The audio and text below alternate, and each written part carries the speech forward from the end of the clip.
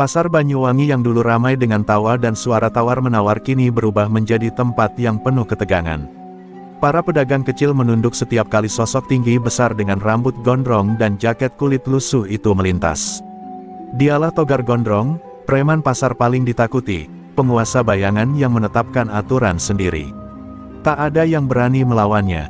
Sekali bicara menentang, gerobak bisa terbalik, dagangan bisa dihancurkan, dan pemiliknya bisa dipaksa minggat tanpa ampun.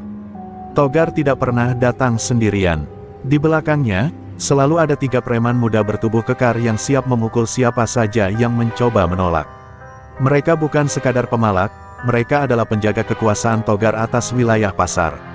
Setiap hari, para pedagang harus menyisihkan sebagian hasil jualan mereka sebagai uang keamanan, sebutan manis untuk pemalakan terang-terangan. Dan jika ada yang berani terlambat atau kurang setor, maka hari itu akan menjadi hari sial baginya. Di tengah kekacauan itu, ada satu sosok yang selalu tenang. Nek Marni, seorang nenek tua penjual sayur, duduk di sudut pasar dengan tikar kecil dan keranjang rotan berisi bayam, tomat, dan cabai rawit dari kebun sendiri. Meski tak pernah ikut bicara atau mengeluh, ia kerap menjadi sasaran Togar. Bagi Togar, Nek Marni terlalu tenang, terlalu diam, seolah tidak takut padanya. Dan itu mengganggu ego sang preman. Ia ingin melihat rasa takut di mata semua orang, termasuk mata tua milik Nek Marni. Suatu pagi, saat matahari baru setinggi tombak dan pasar baru setengah ramai, Togar melangkah gagah mendekati lapak Nek Marni. Pedagang lain mulai menutup mulut, pura-pura sibuk, tahu bahwa Togar sedang mencari pelampiasan. "Nek, udah 3 hari belum setor. Jangan pikir cuma karena udah keriput, jadi bebas aturan, ya." Hardiknya sambil menendang keranjang sayur. Tomat dan cabai berserakan ke tanah becek. Nek Marni menghela napas. Matanya yang keriput menatap lurus ke arah Togar, tenang tapi tajam. "Saya hanya jual buat makan, Nak. Kalau kamu butuh uang, kerja yang benar," ucapnya pelan, tapi suaranya menusuk. Kalimat itu seperti cambuk di telinga Togar yang terbiasa dihormati. Preman-premannya menahan tawa kecut, tahu Togar tidak akan tinggal diam. Togar mendekat, wajahnya merah padam. Dengan kasar, ia mencengkeram bahu Nek Marni dan menggertak, "Mulutmu jangan sok bijak, Nek. Kalau bukan karena tua, udah kutampar dari tadi." Tapi yang mengejutkan, tangan Togar tiba-tiba gemetar. Ia merasa ada sesuatu yang aneh. Matanya bertemu mata Nek Marni, dan di sana ia melihat kilatan yang tak pernah ia lihat, kilatan seolah ada kekuatan besar yang tersembunyi di balik tubuh rapuh itu. Namun Togar menepis perasaan itu. Ia pikir hanya halusinasi. Ia meludah ke tanah dan pergi sambil menendang keranjang Nek Marni sekali lagi. Tapi saat ia berjalan menjauh, angin dingin berhembus pelan ke arah lehernya, seperti bisikan samar dari dunia lain. Dan tanpa ia sadari, langkah kakinya menjadi berat, seolah bumi mulai tak bersahabat padanya. Dari balik lapaknya, Nek Marni menatap punggung Togar yang menjauh.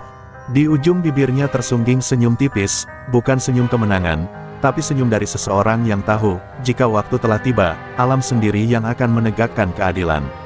Pagi berikutnya, suasana pasar masih terasa murung. Para pedagang hanya saling melempar lirikan tanpa suara, takut jika Togar Gondrong datang lagi membawa badai. Namun di sudut pasar yang sama, Nek Marni tetap duduk seperti biasa. Tikarnya yang sudah lusuh digelar rapi, keranjang rotannya kembali penuh sayur mayur segar. Meski sisa-sisa tomat kemarin masih mengering di tanah, nenek itu seolah tak terusik. Ia menjajakan dagangannya dengan tenang, seolah tak pernah diganggu. Beberapa pembeli mendekat dengan ragu. Mereka segan, sekaligus kagum pada Nek Marni. Seorang ibu muda berbisik lirih saat membayar, "Nek, kenapa nggak pergi aja dari pasar ini?" Togar bisa makin parah, Nek Marni hanya tersenyum, menggenggam tangan si ibu, dan menjawab pelan, "Selama bumi masih butuh sayur, aku akan tetap di sini." Yang zalim akan jatuh oleh berat langkahnya sendiri. Di balik rumahnya yang sederhana dan nyaris lapuk, tersimpan sebuah peti kayu tua yang hanya bisa dibuka oleh darah keturunan Belambangan sejati. Malam itu, saat rembulan menggantung redup di langit timur, Nek Marni menyalakan pelita minyak dan duduk bersila di hadapan peti itu. Matanya terpejam, bibirnya komat-kamit merapal mantra kuno yang hanya dikenal di kalangan warok keraton lama. Tangannya perlahan membuka peti. Di dalamnya tersimpan kain kuning bertuliskan aksara Jawa kuno, beberapa batu merah delima, dan sebuah keris kecil bersarung perak. Di balik kain itu terlipat rapat sebuah kitab ajian yang mengandung rahasia besar, ajian naga bonar, ilmu tingkat tinggi yang hanya diwariskan kepada keturunan yang lulus ujian batin dan bersih dari nafsu duniawi. Nek Marni menatap kitab itu dengan mata berkaca-kaca. Sudah puluhan tahun ia menyembunyikan kekuatan ini. Ia pernah bersumpah tak akan pernah menggunakannya lagi, kecuali jika kezaliman tak bisa lagi dilawan dengan sabar. Dan kini, sumpah itu mulai diguncang. Amarah yang selama ini ia redam, perlahan mulai mendesak keluar dari lubuk hati yang paling dalam. Malam itu, angin bertiup kencang meski langit tak menunjukkan tanda badai. Di dalam rumah tuanya, suara gaib mulai berbisik.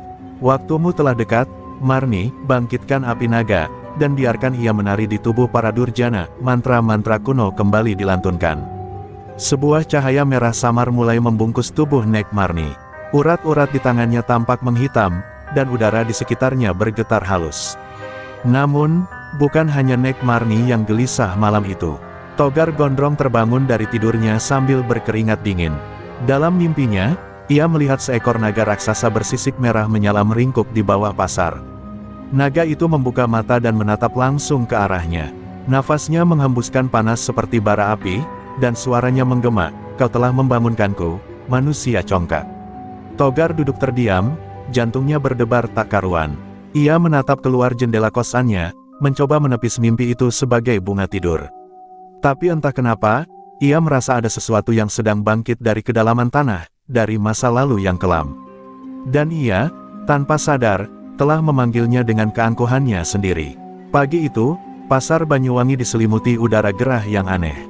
Langit mendung menggantung rendah, seolah menahan sesuatu yang ingin jatuh dari langit. Para pedagang membuka lapak dengan raut cemas, seolah merasakan firasat buruk yang merayap dari bawah tanah. Dan benar saja, tak lama kemudian suara sepatu bot menghentak keras-keras di jalanan pasar. Togar Gondrong datang.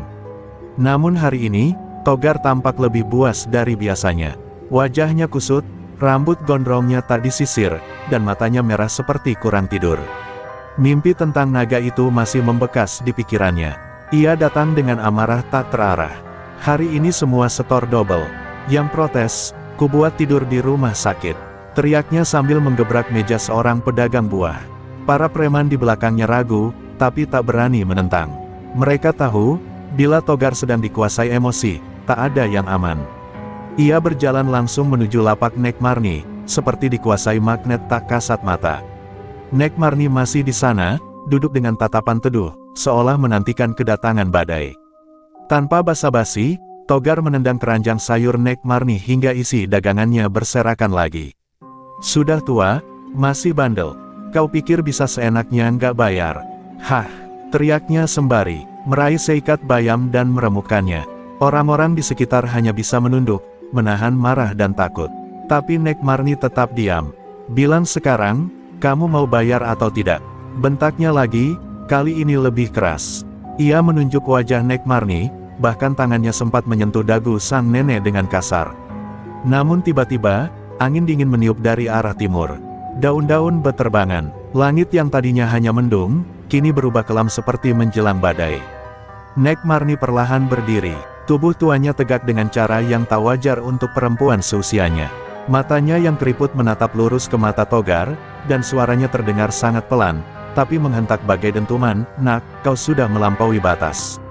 Kau bukan hanya merusak daganganku, tapi juga sedang menggali liang kuburmu sendiri." Togar terpaku, jantungnya berdebar tanpa alasan jelas. Ia mundur selangkah tanpa sadar, namun gengsi membuatnya berteriak, "Jangan sok sakti kau, Nek jelek. Kalau kau bukan wanita tua, sudah kulempar ke gat dari kemarin-kemarin."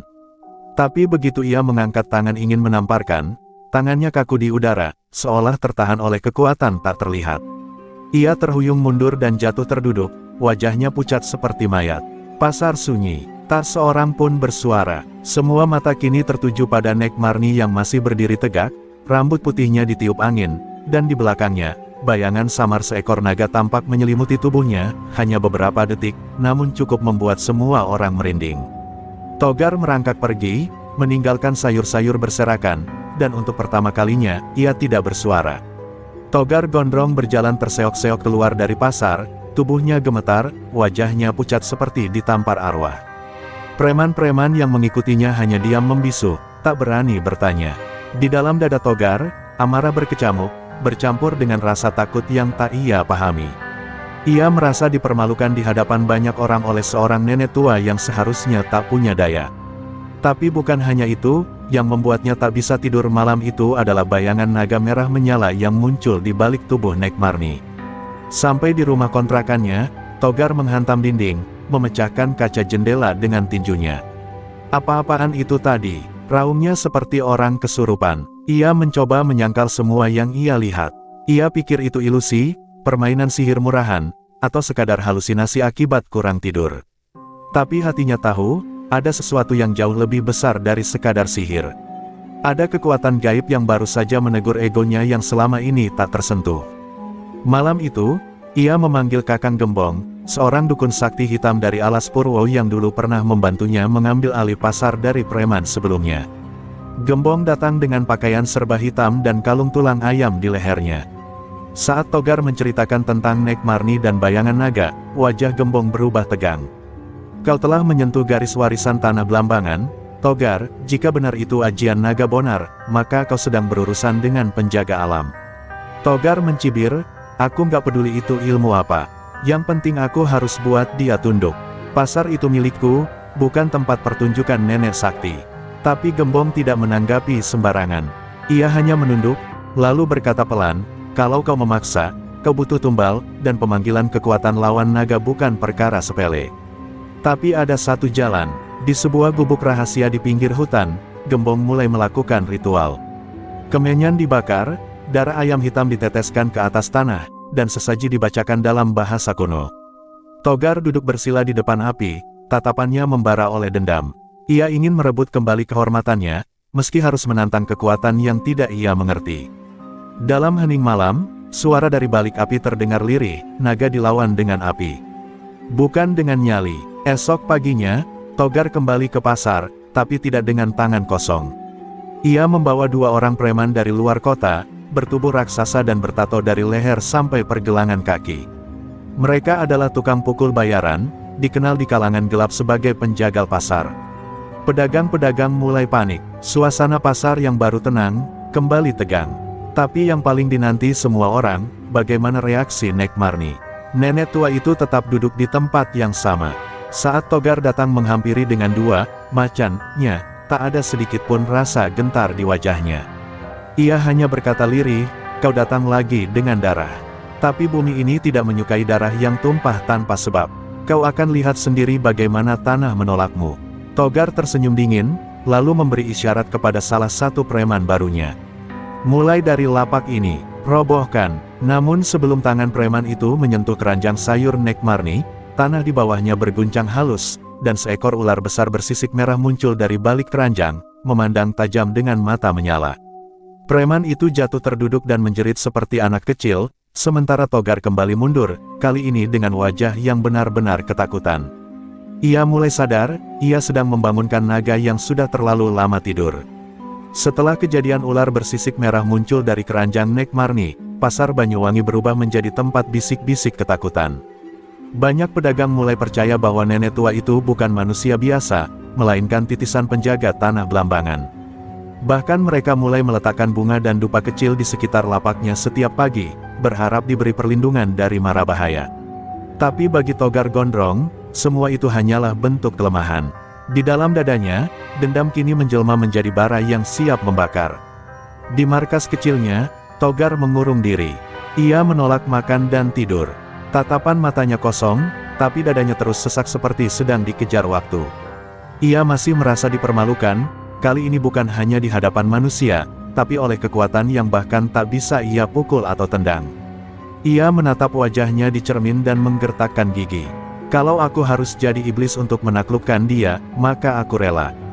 Kakang Gembong kembali datang malam itu, membawa seikat rambut hitam dan tulang kera putih, bahan dari ajian hitam terlarang, ajian luwung jagat, kekuatan pemanggil roh pembalik bumi.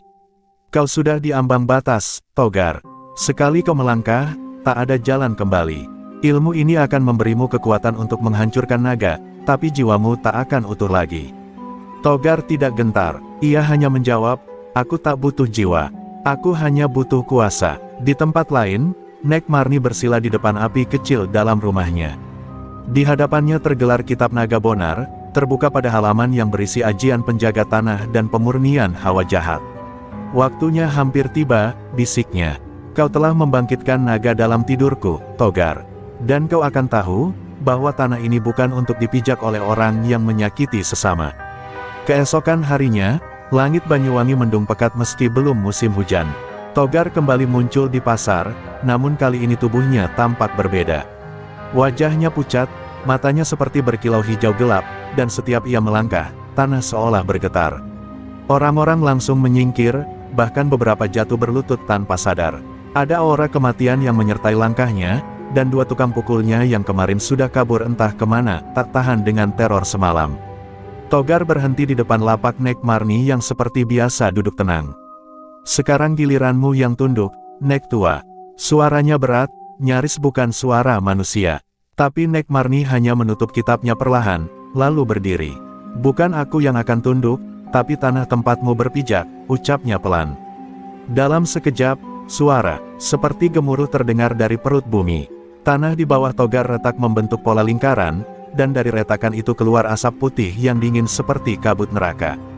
Togar terhuyung, mencoba berdiri tegak. Tapi di belakang Nek Marni, bayangan besar mulai muncul. Naga merah bersisik api, matanya menyala, lidahnya menjulur panjang.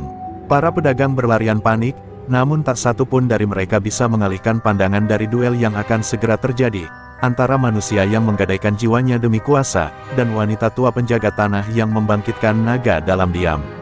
Pasar Banyuwangi kini menjadi medan takdir. Di sana, tak ada lagi jual beli. Tak ada lagi tawa, yang tersisa hanyalah diam, getaran, dan dua kekuatan kuno yang bersiap saling menghancurkan. Asap putih yang keluar dari retakan tanah kini menyebar ke seluruh pasar. Langit semakin gelap, disertai suara guruh yang menggelegar tanpa hujan. Di tengah-tengah itu, Togar gondrong berdiri dengan tubuh gemetar, bukan karena takut, tapi karena kekuatan ajian luwung jagat mulai mengambil alih pikirannya. Pembuluh darah di wajahnya tampak menonjol, dan matanya menyala kehijauan seperti bara setan. Ia mengangkat tangan ke langit, lalu menghantamkan ke tanah. Seketika, gelombang kejut menyebar dan membuat beberapa gerobak sayur terlempar. Nek Marni berdiri tenang, kedua tangannya terangkat, membentuk mudra naga. Suaranya lirih tapi menggetarkan, wahai roh tanah, air, api, dan angin, bangkitlah dalam wujudmu yang sejati. Dalam sekejap, bayangan naga merah di belakangnya mewujud lebih nyata, bersisik merah membara, matanya emas, tubuhnya melingkar hingga langit. Pedagang-pedagang dan warga pasar hanya bisa menyaksikan dengan wajah pucat, sebagian bersembunyi di balik dinding lapak yang mulai runtuh. Togar mengaum, tubuhnya melompat tinggi seperti bukan manusia. Ia mengayunkan tinjunya ke arah Nek Marni, namun sebelum mengenai, cakar naga menyambar dari atas dan menghantamnya hingga terpelanting ke dinding pasar. Dinding kayu itu runtuh, menimbun tubuh Togar, tapi ia bangkit lagi, tertawa keras. Hahaha, ini kekuatan sejati. Kau pikir aku akan kalah, Nek Renta?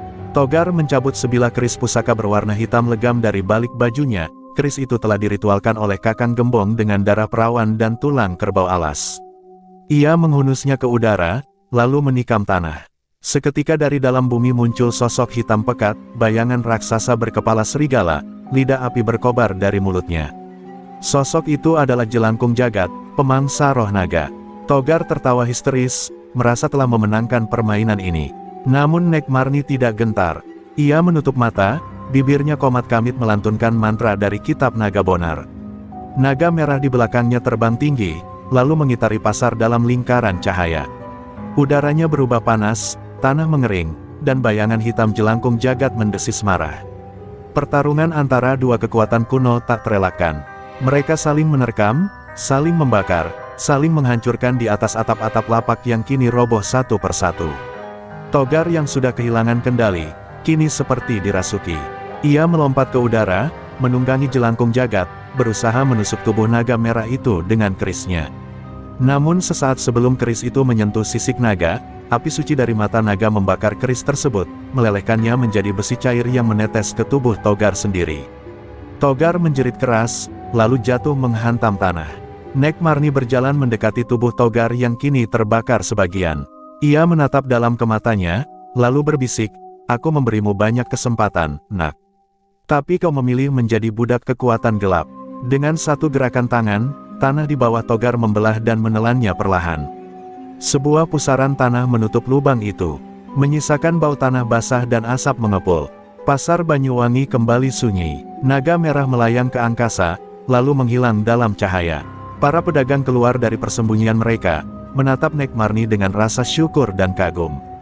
Di tengah reruntuhan, ia berdiri, bukan hanya sebagai penjual sayur, tapi sebagai penjaga keseimbangan yang selama ini tak mereka pahami. Pasca pertarungan hebat itu, pasar Banyuwangi porak-poranda. Lapak-lapak terbakar, sebagian fondasi runtuh, dan tanah di beberapa sudut masih berasap hangat.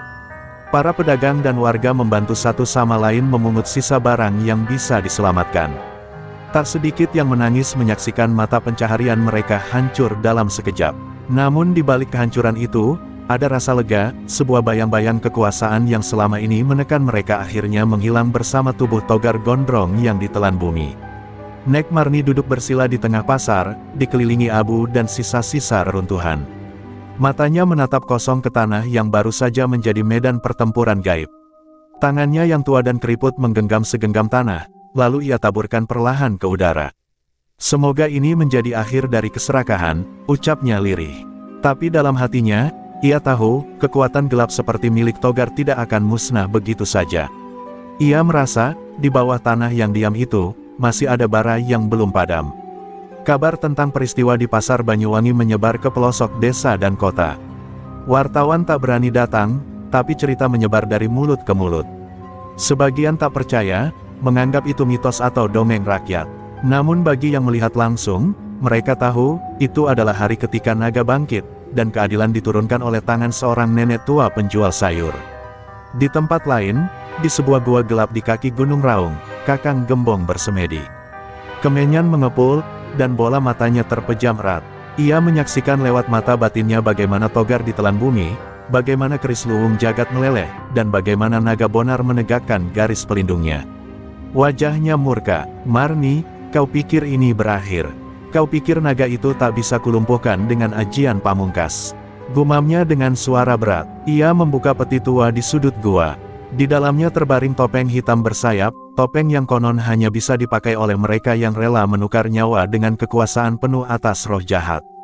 Gembong menatapnya dengan senyum getir. "Kalau Togar gagal, maka aku sendiri yang akan membangunkan makhluk dari perut bumi. Kali ini, bukan hanya pasar yang akan jadi korban." Ia mengincar seluruh Banyuwangi. Sementara itu, Nek Marni kembali ke rumah kecilnya di pinggir pasar. Ia menyalakan dupa, membuka kembali kitab naga bonar, dan membaca tanda-tanda langit. Di luar, anak-anak kecil berlarian sambil menirukan naga merah yang mereka lihat, sementara para ibu mulai berani membuka kembali lapak sederhana mereka. Kehidupan perlahan mulai pulih, namun bayangan ancaman baru sudah mengintip dari balik hening. Saat malam tiba, Nek Marni duduk di depan rumah, memandang bintang. Ia tahu, kemenangan ini hanya sementara. Togar mungkin telah ditelan bumi, tapi Gembong, dia bukan manusia biasa. Dia penjaga sisi gelap tanah ini. Jika dia bangkit, maka naga merah harus bersatu dengan kekuatan langit. Ia menarik napas dalam, lalu berdoa dalam hati, semoga tanah ini tetap dijaga. Semoga darah tidak kembali menggenangi pasar. Malam turun perlahan di Banyuwangi. Di atas langit, bintang-bintang tampak redup, seolah langit pun ikut waspada terhadap sesuatu yang akan datang. Angin yang biasa membawa aroma laut kini berubah dingin dan menyengat. Di dalam gua di kaki Gunung Raung, Kakang Gembong mengguratkan lingkaran darah di lantai batu, lalu menancapkan tulang ayam cemani di tengahnya.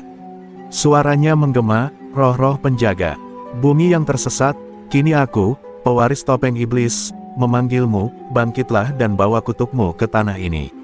Topeng hitam bersayap itu perlahan terangkat dari dalam peti tua, melayang ke udara. Ia berputar-putar seakan menari, mengisap hawa di sekelilingnya. Ketika Gembong mengenakannya, tubuhnya tersentak hebat, lalu membeku. Dalam sekejap, dari dalam tubuhnya muncul semburat urat hitam yang menyebar seperti akar. Matanya menjadi putih seluruhnya. Suara-suara dari dimensi gaib mulai membisik, dan dari balik punggungnya muncul dua sayap gelap dari asap. Gembong bukan lagi manusia, ia telah menjadi satria topeng iblis. Sementara itu, Nek Marni duduk di depan tungku api, tangan tuanya memegang lembaran tua dari kitab naga bonar yang jarang dibuka, lembaran tentang Sabda Langit, yang hanya digunakan jika penjaga tanah menghadapi kegelapan yang datang dari dalam bumi sendiri. Nafasnya berat, Gembong benar-benar melangkah sejauh ini, ucapnya dengan lirih. Kalau ia berhasil menyatu dengan topeng iblis, maka tak ada lagi makhluk bumi yang bisa menandingi kekuatannya, kecuali. Pikirannya tertuju pada Saka, cucunya satu-satunya yang selama ini tinggal di kota dan tidak pernah tahu garis keturunannya. Saka adalah anak dari anak laki-laki Marni yang dulu memilih meninggalkan Banyuwangi dan menikah dengan perempuan kota. Saka tak tahu apa-apa soal ajian, apalagi tentang naga atau penjaga tanah. Tapi darah naga mengalir di dalam tubuhnya.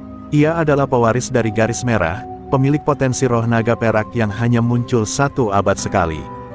Di luar, kabar angin mulai membawa desas-desus, seorang lelaki misterius bersayap hitam muncul di pinggiran desa, menebar teror dan membakar ladang hanya dengan tatapan. Warga desa mulai meninggalkan rumah mereka, sebagian datang ke rumah Nek Marni untuk meminta perlindungan. Tapi Nek Marni tahu, ia sudah terlalu tua untuk menghadapi kekuatan sebesar itu sendirian. Ia hanya menatap mereka, lalu berkata, "Kita harus memanggil pewaris naga. Waktu kita tinggal sedikit." Di tengah kota, Saka sedang berdiri di depan kaca toko elektronik, menyaksikan siaran berita tentang fenomena aneh di Banyuwangi. Dalam dadanya, ia merasakan ketidaknyamanan yang tak bisa dijelaskan. Sejak kecil, ia sering mimpi tentang naga terbang di langit merah, tapi ia selalu menganggap itu sekadar bunga tidur. Kini, mimpi itu mulai terasa seperti panggilan.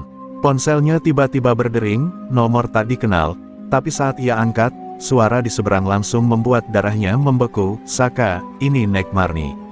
Pulanglah, waktumu telah tiba." Saka menatap langit yang mendung, lalu menatap tangannya yang tiba-tiba terasa hangat, seperti terbakar dari dalam. Ada cahaya merah samar muncul di telapak tangannya. Ia bergumam pelan, "Apa ini?" Namun di dalam dirinya, naga yang selama ini tidur mulai membuka mata. Dan di kejauhan, di bawah langit Banyuwangi yang mulai kelam, dua takdir mulai melangkah menuju pertemuan, sang topeng iblis, dan sang pewaris naga. Kereta api terakhir dari Surabaya baru saja berhenti di stasiun kecil Banyuwangi. Dari dalamnya turun seorang pemuda dengan ransel lusuh dan wajah gelisah, Saka. Wajahnya menunjukkan kebingungan sekaligus ketegangan yang dalam. Ia melangkah pelan menuju jalan tanah, mengikuti petunjuk samar dari suara neneknya di telepon. Dalam benaknya, pertanyaan-pertanyaan membuncah, siapa dirinya sebenarnya? Mengapa ia dipanggil sekarang? Dan apa arti cahaya merah yang terus muncul di telapak tangannya sejak malam itu?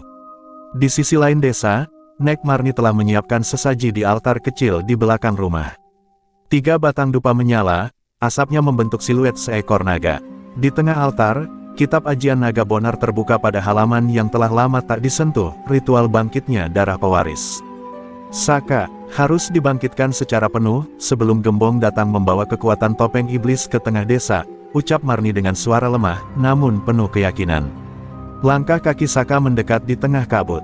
Begitu memasuki halaman rumah, seekor burung hitam terbang rendah melintas di atas kepalanya, menandai kehadiran kekuatan gelap di wilayah itu. Nek Marni membuka pintu dengan cepat, langsung merangkul cucunya.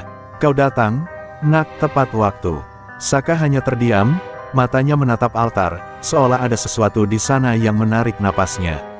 Di dalam dada, roh naga perak mulai bergetar pelan, seperti menyambut panggilan tanah leluhur. Malam itu, ritual dilakukan. Di bawah cahaya bulan separuh, Saka duduk bersila di atas tikar pandan, dikelilingi lingkaran api kecil. Marni melantunkan mantra kuno dalam bahasa yang sudah nyaris punah. Ketika api menyentuh lingkar dada Saka, tubuhnya tersentak keras. Ia berteriak, bukan karena kesakitan, tapi karena roh dalam dirinya mulai bangun. Dari punggungnya, kilatan cahaya putih keperakan melesat ke langit, membentuk naga raksasa yang tak bersisik, tapi berkilau seperti cahaya bintang. Sementara itu, jauh di sisi lain Banyuwangi, Kakang Gembong telah menginjakkan kaki di batas desa. Setiap langkahnya membakar tanah, pohon-pohon menghitam, air sumur mendidih, dan hewan-hewan malam melarikan diri. Di punggungnya, Topeng iblis melebur menjadi bagian dari tulang tengkoraknya. Ia bukan lagi manusia, bukan pula setan, ia adalah perantara antara dunia gelap dan dunia nyata. Besok, saat matahari menampakkan mata merahnya, aku akan bakar semuanya, bisiknya sambil tersenyum lebar. Di rumah kecil itu, Saka akhirnya jatuh tersungkur. Matanya memutih, dan tubuhnya bersinar samar. Nek Marni menatapnya lega, namun tahu waktunya sangat terbatas.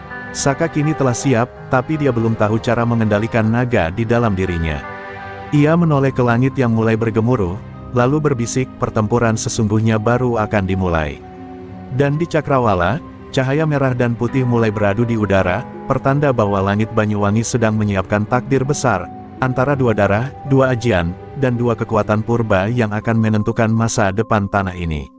Pagi menyingsing dengan langit yang tak biasa, matahari muncul dalam balutan warna merah darah. Udara terasa berat, dan suara burung-burung menghilang seperti takut menyambut hari yang tak wajar. Di alun-alun tua desa Banyuwangi, Kakang Gembong berdiri tegak di atas gerbang pasar yang sudah luluh lantak sejak pertempuran Togar. Matanya memerah, senyumnya menyeramkan. Dari tubuhnya mengepul aura hitam yang memuntahkan kabut gelap ke seluruh penjuru desa. Penduduk mulai panik, anak-anak menangis, para ibu berlarian mencari tempat perlindungan, dan lelaki tua memanggil nama Tuhan sambil menutup pintu rumah. Tapi Gembong tak peduli, ia mengangkat tangannya tinggi, dan dari balik kabut muncullah siluet makhluk-makhluk mengerikan, roh-roh buas yang ia bangkitkan dari perut bumi. Hari ini, aku bersihkan Banyuwangi dari kelembutan. Aku ganti dengan ketakutan, teriaknya lantang. Di kejauhan, Saka berdiri di depan Nek Marni. Tubuhnya masih lemah, tapi matanya kini menyala dengan semangat tak dikenal sebelumnya. Di punggungnya muncul simbol berbentuk naga berkilau yang memutar-mutar hingga ke lengannya. Aku tidak tahu bagaimana caranya bertarung, Nek, tapi aku tahu, aku tak bisa diam saat orang-orang ketakutan seperti ini, ucapnya. Nek Marni tersenyum tipis. Kau tidak perlu tahu caranya, cukup izinkan roh naga di dalammu memimpin. Saat itulah, langit bergetar. Kilatan petir keperakan menyambar dari langit, menghantam tanah di hadapan Saka. Dari kilatan itu muncul bayangan naga perak, raksasa angin dan cahaya yang bersinar tanpa panas, tapi menggetarkan tanah hingga ke akar. Mata Saka berubah total. Ia kini bukan sekadar cucu Nek Marni. Ia telah menjadi juru waris ajian naga Bonar, penerus dari garis keturunan penjaga tanah. Pertemuan dua kekuatan pun dimulai. Saka melangkah perlahan ke alun-alun, menghadapi Gembong yang menertawakannya. Kau, bocah kurus tak berpengalaman ini, yang katanya pewaris naga, hahaha, kau akan hancur bahkan sebelum menyentuhku. Gembong mengayunkan tangannya dan mengirimkan badai asap hitam ke arah Saka. Tapi naga perak menjulang di belakang Saka, menepis badai itu hanya dengan satu kibasan ekor cahaya. Pertarungan mereka bukan hanya fisik, ini adalah pertempuran jiwa dan takdir. Gembong melemparkan topengnya ke udara, dan dari dalamnya keluar bayangan Togar Gondrong yang telah menjadi roh buas. Tapi Saka menutup mata, memanggil suara dalam jiwanya. Nenek, ajarkan aku, bimbing aku. Dan dari dalam tubuhnya, naga perak melesat, menyatu dengan dirinya. Tubuhnya kini dilapisi sisik cahaya, tangannya berpendar, dan suaranya berubah dalam dan bergema. Benturan pertama terjadi, Gembong menghantam tanah, menciptakan retakan selebar sungai. Saka melompat, menghantam balik dengan pukulan berselimut cahaya naga. Langit bergemuruh, bumi menggetar, dan desa menyaksikan dua kekuatan gaib saling membelah udara. Orang-orang tak percaya dengan mata mereka. Beberapa bersujud, yang lain menangis. Ini bukan lagi sekadar perkelahian, ini adalah hari penentuan nasib Banyuwangi. Dan di tengah badai itu, suara Nek Marni bergema dalam doa, jika takdir berpihak pada yang menjaga, maka biarlah naga itu menari di langit, dan topeng iblis luluh oleh cahaya. Tanah alun-alun kini retak bagai pecahan kaca raksasa. Debu dan cahaya saling bergumul di udara, menciptakan siluet dua sosok, Saka yang bersinar dalam aura naga perak, dan Gembong, sang pemilik topeng iblis yang menjelma raksasa kelam. Di sekeliling mereka, dunia seperti berhenti. Tak ada suara burung, tak ada desir angin, hanya denyut jantung para saksi yang menonton dari kejauhan, warga desa, para tetua, dan roh-roh penjaga yang mengintip dari alam tak kasat mata. Tiba-tiba Gembong melayang ke udara, tangan kanannya membentuk tombak dari kegelapan murni. Lihat, Anak kecil, ini bukan hanya soal kekuatan, tapi soal kebencian yang sudah berakar dalam darah. Tombak itu dilempar dengan kecepatan luar biasa, melesat lurus ke arah dada Saka. Dalam sekejap, naga perak muncul dan menyelimuti tubuh Saka, membentuk tameng sisik bercahaya yang memantulkan serangan. Namun benturan itu tetap mengguncang tubuhnya, membuat Saka terlempar dan menghantam dinding batu dengan keras. Nek Marni menjerit dari kejauhan. Ia tahu, meski roh naga telah menyatu, tubuh Saka masih belum terbiasa dengan energi sebesar itu. Tapi Saka perlahan bangkit, darah mengucur dari pelipisnya. Ia menatap Gembong dengan mata merah keperakan, dan berkata pelan, "Kau salah, ini bukan soal kebencian. Ini soal melindungi yang lemah, menjaga yang tak bersalah." Ucapannya menggema, membuat roh naga perak makin bersinar terang, hingga membentuk sepasang sayap cahaya di punggungnya. Gembong meraung. Ia tak suka kelembutan, ia benci kasih sayang. Dalam pikirannya, dunia adalah tempat di mana hanya kekuatan yang berhak hidup. Ia turun menghantam tanah, menciptakan pusaran gelap yang menyedot semua di sekitarnya. Pohon-pohon tercabut, batu-batu beterbangan. Tapi Saka kini melayang perlahan, tubuhnya ringan seperti awan. Dengan tenang, ia menyatu penuh dengan roh naga, dan suara naga terdengar menggelegar dari mulutnya sendiri. Cahaya tak bisa dibunuh oleh bayangan. Tabrakan dahsyat pun terjadi. Saka dan Gembong saling menubruk di udara. Cahaya dan kegelapan meledak bersamaan, membelah langit Banyuwangi menjadi dua warna, setengah terang dan setengah gelap. Tubuh Gembong mulai retak, dari dalamnya muncul wajah-wajah jiwa yang ia korbankan selama ini. Mereka menjerit minta dibebaskan, tapi ia menolak. Ia ingin kekal, ia ingin kuasa. Namun di detik terakhir, ketika Saka hendak melancarkan pukulan pamungkas, matanya menangkap bayangan togar gondrong di balik tubuh Gembong, roh yang belum tenang, yang masih tersisa di balik kemarahan Gembong.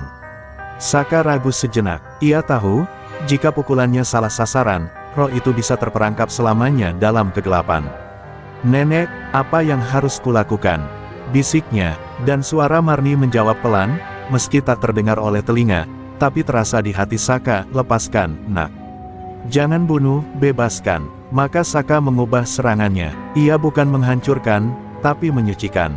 Cahaya naga perak berubah menjadi pusaran angin lembut, membelai tubuh Gembong, menyapu bayang-bayang gelap satu persatu, hingga satu jeritan panjang terdengar, dan tubuh Gembong mulai hancur perlahan, tidak dengan ledakan, tapi dengan pembebasan. Ketika tubuh Gembong perlahan luruh menjadi abu cahaya, terdengar bisikan samar dari dalam pusaran angin, "Maafkan aku." Suara itu bukan milik Gembong, tapi suara lirih yang asing bagi banyak orang, namun tidak bagi Nek Marni. Ia mengenalnya betul. Itu suara Togar Gondrong, sang preman pasar yang dulu menjadi ancaman, namun kini hanya tinggal sisa roh yang terluka. Saka menunduk, melihat bayangan Togar terbebas dari kegelapan, melayang perlahan dengan mata penuh penyesalan. Warga desa yang menyaksikan semuanya dari kejauhan kini mulai berani mendekat. Mereka melihat sosok Gembong telah tiada, pusaran angin telah berhenti, dan langit yang tadinya gelap kini kembali cerah. Anak-anak mulai tersenyum, para ibu bersyukur, dan para lelaki tua menundukkan kepala ke tanah, bersujud di atas bumi yang telah diselamatkan. Tapi Saka tak tersenyum. Ia masih berdiri menatap langit, napasnya berat, dan tubuhnya limbung setelah menyatukan diri terlalu lama dengan roh naga perak. Togar, dalam bentuk roh, kini berdiri di hadapan Nek Marni dan Saka. Rambut gondrongnya tak lagi kotor, tapi mengalir lembut diterpa angin spiritual. Matanya memandang Saka dengan rasa bersalah. Aku hanya ingin dihormati, bukan dibenci. Tapi yang kupilih malah jalan salah." Marni menatapnya tenang. "Tak ada jiwa yang terlalu rusak untuk dimaafkan, Gor. Kau pernah menghancurkan pasar ini, tapi hari ini kau juga telah membantu menyelamatkannya." Roh Togar menangis. Air matanya jatuh ke tanah dan berubah menjadi bunga-bunga liar yang tumbuh cepat, menyelimuti retakan-retakan bekas pertempuran. Lalu, dengan anggukan terakhir, ia perlahan memudar, meninggalkan dunia ini dengan damai.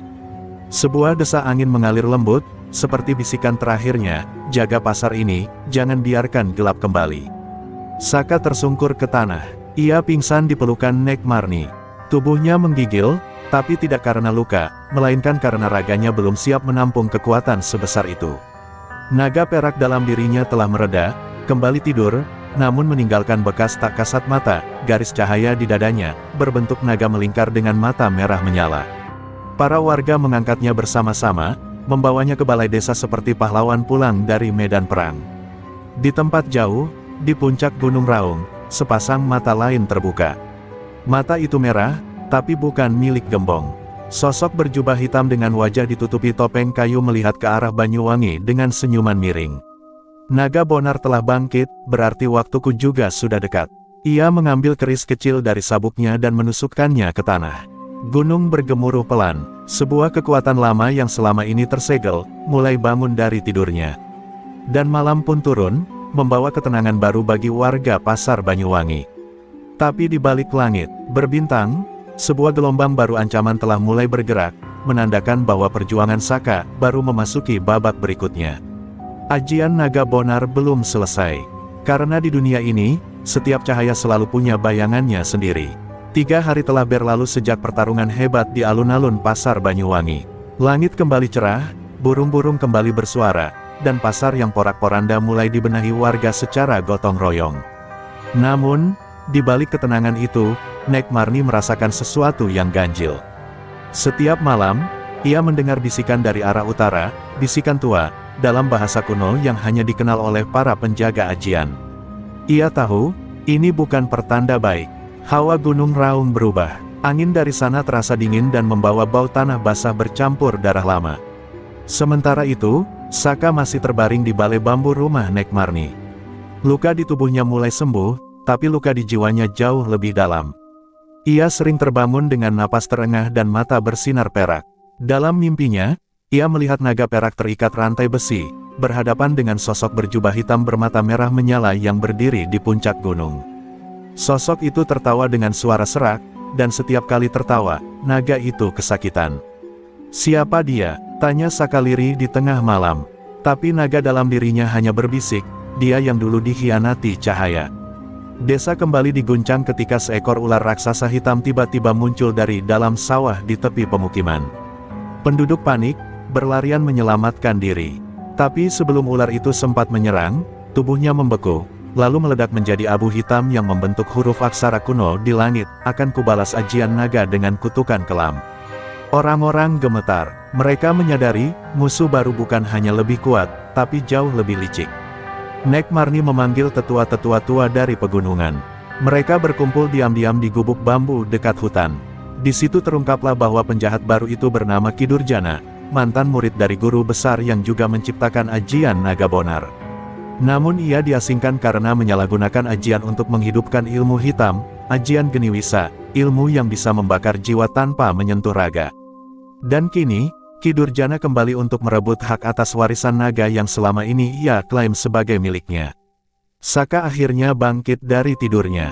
Wajahnya pucat, tapi matanya tak lagi gemetar. Ia meminta Nek Marni memberinya pelatihan baru, tidak hanya untuk memperkuat tubuh, tapi juga memperdalam kendali atas ajian naga. "Jika musuh bisa menyakiti naga bahkan dalam mimpi, aku harus lebih kuat dari bayanganku sendiri," katanya dengan suara yang mulai terdengar seperti seorang pemimpin. Marni tahu, waktunya telah tiba. Warisan itu tak bisa disimpan, ia harus diteruskan. Latihan dimulai di tengah hutan Wana Permai, tempat yang hanya dikunjungi oleh para pewaris ajian tua. Di sana, roh-roh leluhur berkumpul dan menguji Saka setiap malam dalam mimpi dan penglihatan. Saka harus melawan bayangan dirinya sendiri, ketakutannya, kemarahannya, dan terutama egonya. Di satu malam, ia hampir ditelan oleh versi dirinya yang sombong dan haus kuasa. Tapi suara halus Togar muncul, mengingatkannya, "Kau kuat bukan karena kau naga, tapi karena kau menjaga mereka yang tak punya kekuatan." Di puncak Gunung Raung, Ki Durjana menancapkan keris pusaka ke altar batu dan membacakan mantra pengorbanan. Dari bawah tanah, muncul tangan-tangan roh yang dulu dikorbankannya. Mereka menangis, tapi tubuh mereka dipaksa menjadi prajurit. Durjana tertawa, "Bangkitlah, pasukan dari jiwa-jiwa teraniaya. Kita rebut naga dari bocah ingusan itu."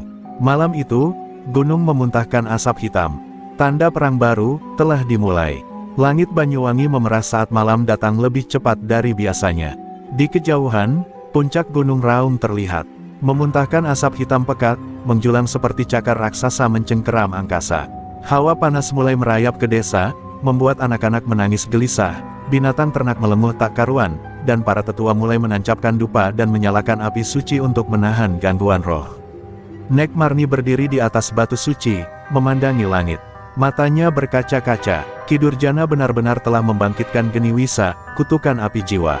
Sementara itu, di tengah hutan Wana Permai, Saka masih dalam proses penyatuan terakhir dengan naga peraknya. Kali ini, bukan hanya kekuatan yang ia latih, tapi juga rasa sabar dan pengampunan, dua hal yang paling sulit ditanam dalam jiwa manusia. Dalam meditasinya, Saka kembali bertemu roh Togar, yang kini sudah sepenuhnya damai. Kau harus bisa menang bukan hanya dengan pukulan, tapi dengan hati yang tak terbakar dendam, ujar Togar, sebelum perlahan menghilang ke dalam cahaya lembut. Tiba-tiba, bumi bergetar. Dari arah utara, barisan asap hitam mulai merayap ke desa, membawa serta pasukan roh-roh terbakar. Mereka tidak berjalan, mereka melayang di udara. Tubuh mereka seperti arang menyala, mata mereka kosong, tapi bibir mereka tersenyum seperti wayang rusak. Warga pasar yang sempat bahagia kini kembali meringkuk dalam ketakutan. Apa mereka itu? Tanya seorang pemuda sambil gemetar. Nek Marni menjawab lirih, itu jiwa-jiwa yang dipaksa bangkit, mereka bukan musuh, mereka korban. Ki Durjana muncul di tengah barisan itu, berdiri di atas gerobak tua yang disulap menjadi singgasana api. Jubah hitamnya berkibar ditiup angin panas. Ia mengangkat tangan kanan, dan dari balik lengan bajunya, keluar lidah-lidah api berwujud tangan manusia yang meraih dan mencengkram udara. Berikan padaku bocah naga itu, atau pasar ini akan menjadi abu. Suaranya menggema seperti gemuruh petir di tengah dada. Saka muncul tepat ketika suara ancaman itu menggetarkan tanah. Ia berjalan pelan dari arah hutan, langkahnya mantap. Di belakangnya, aura naga perak berkibar bagai jubah kebesaran Raja Langit. Matanya menyala lembut, tapi dalam. Ia berdiri di hadapan Ki Durjana, tanpa rasa gentar. Kau bukan raja atas jiwa-jiwa yang kau siksa. Aku akan membebaskan mereka, bukan demi aku, tapi demi mereka yang tak bersuara. Pertarungan pun meledak, langit pecah oleh cahaya dan api. Ki Durjana melemparkan ajian Geni Wisa, menciptakan pusaran api yang membakar pohon dan tanah. Namun Saka melompat, menciptakan perisai cahaya dari sisik naga yang membungkus tubuhnya. Tabrakan keduanya memunculkan gelombang energi dahsyat yang menghancurkan setengah pasar.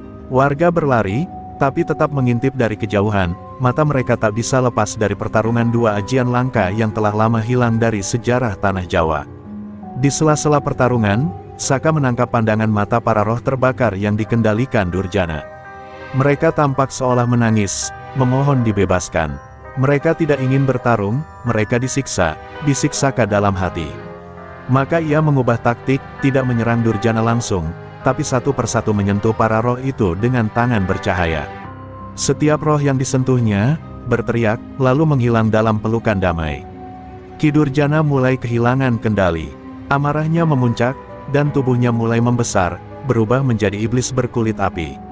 Ia meraung, dan dari dadanya muncul simbol naga patah. Aku takkan kalah dari bocah pengecut sepertimu, raungnya. Tapi Saka menutup mata, dan berdoa. Untuk pertama kalinya, naga dalam dirinya berbisik, bukan dengan amarah, tapi dengan kasih. Pertarungan terakhir, akan dimulai. Langit Banyuwangi seperti robek ketika tubuh Ki Durjana menjelma penuh menjadi iblis raksasa berkulit api, matanya membara, dan suara tertawanya membuat tanah merekah. Pohon-pohon terbakar hanya, karena disentuh oleh bayangan tubuhnya. Di sekelilingnya, roh-roh yang tersisa menjerit dalam penderitaan. Tapi di tengah kehancuran itu, Saka berdiri tegak, tubuhnya diselimuti cahaya perak yang berdenyut pelan, ia telah melepaskan rasa takut, dan kini yang tersisa hanyalah keyakinan. Aku tak akan melawanmu dengan kebencian, Ki Durjana, teriak Saka dari bawah. Karena aku bukan naga untuk membakar dunia, aku naga untuk menjaganya. Kata-kata itu menggema ke langit, dan tiba-tiba, dari dalam tubuh Saka, seekor naga perak raksasa keluar, bukan sebagai senjata, tapi sebagai cahaya roh murni. Naga itu terbang mengitari langit, membawa kehangatan, dan setiap kali ia mendekati roh-roh terkutuk, mereka menangis, lalu lenyap dalam damai. Ki Durjana meraung kesakitan, api di tubuhnya mulai bergejolak tak karuan. Ajian naga bonar tidak bisa mengalahkan Geni Wisa. Aku, yang seharusnya menjadi pewaris. Ia lalu melemparkan inti ajian Geni Wisa, bola api hitam sebesar gunung kecil ke arah Saka. Tapi Saka menutup mata, lalu membuka tangan. Ia tak menangkis, ia memeluk bola itu. Dalam sekejap, seluruh pasar terselimuti cahaya putih menyilaukan. Ledakan tidak pernah terjadi. Cahaya putih itu seperti menyerap seluruh energi jahat, dan dalam keheningan yang menyesakkan dada, tubuh Ki Durjana pecah menjadi pecahan bara yang jatuh ke tanah lalu membeku. Simbol naga patah di dadanya memudar, dan dari abu itu, keluarlah seorang pria tua, bukan iblis, bukan monster, hanya manusia biasa dengan mata penuh penyesalan.